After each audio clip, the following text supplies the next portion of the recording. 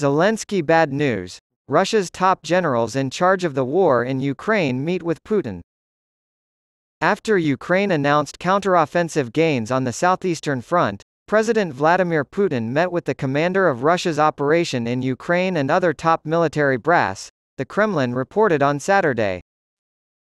Vladimir Putin held a meeting at the headquarters of the Special Military Operation Group in Rostov-on-Don, the Kremlin said. Russia's invasion of Ukraine in February 2022 was dubbed a «special military operation» by Moscow. According to the Kremlin, Putin also received briefings from Valery Gerasimov, the head of the Russian Army's General Staff and the man in charge of Moscow's operations in Ukraine. Following the meeting, Ukraine said it had liberated a small village along the front line, the first since July, as part of a counteroffensive to recapture land taken by Russia in the first months of the war. The Kremlin has been silent on when exactly this meeting occurred, and what was discussed. State news agency RIA released footage showing what appeared to be a nighttime greeting between Putin and Gerasimov, followed by a brief handshake and entry into an unidentified building. Yevgeny Prigozhin, the leader of the Wagner mercenaries, and some Russian military bloggers have been harsh in their criticism of Gerasimov for Russia's failures in the war, and Gerasimov has been seen in public only rarely in recent months. Russian forces fighting in Ukraine are commanded from Rostov-on-Don, a city located roughly 62 miles, 100 kilometers, from the Ukrainian border.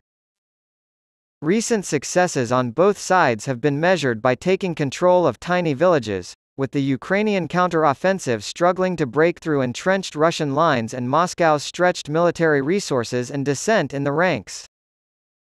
Ukrainian forces, continuing their advance toward the Sea of Azov in an effort to potentially cut the Russian land bridge to Crimea, vital for Moscow's supply routes, announced Thursday that they had liberated the small village of Urozhainy in the Donetsk region.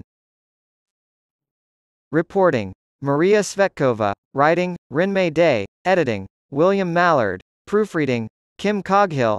According to a Nova TV report from August 18, Bulgarian Defense Minister Todor Tagarev said that while his country does its best to prevent an escalation of tensions in the Black Sea, an open clash between NATO and Russia in the region cannot be ruled out.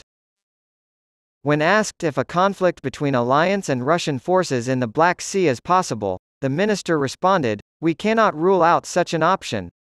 We are trying to stop it from happening. Russia continually challenges NATO."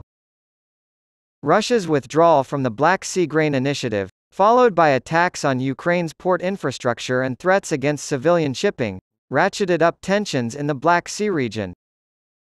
Moscow and Kyiv both said they would treat ships going to the other's ports as if they were transporting military supplies, and Russia said it would inspect any ships passing through the Black Sea.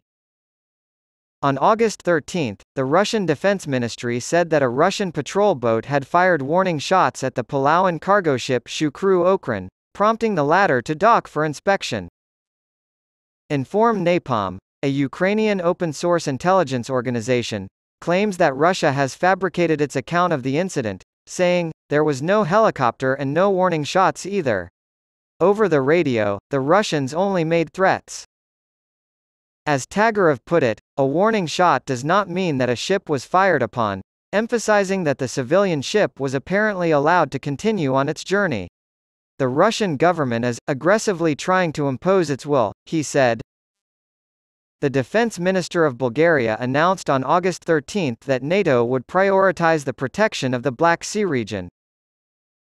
Both Bulgaria and Romania have welcomed new multinational battle groups, and the alliance has promised to increase surveillance in the area with patrol aircraft and drones.